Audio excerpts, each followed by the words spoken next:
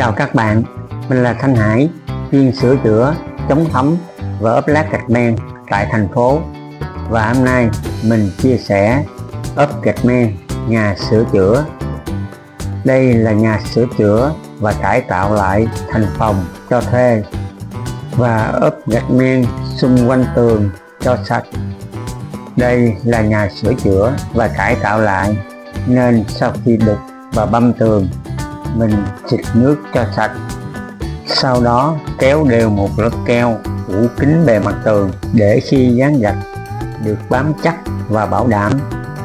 Ở đây mình dán gạch 60 x 1m2. Do gạch khổ lớn nên mình dùng bay răng cưa loại một phân kéo đều lên mặt gạch, sau đó ốp gạch. Và khi ốp gạch khổ lớn, mình dùng các ke nhựa kẹp cho mặt gạch được liền bằng với nhau.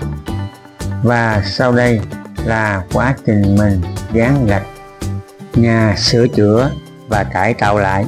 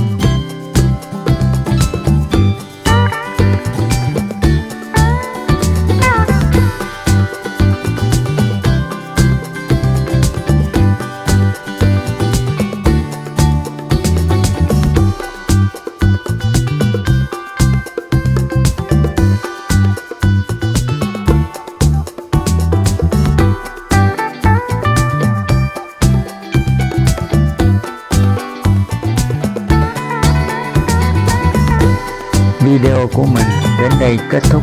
Hẹn gặp lại các bạn trong các video sau.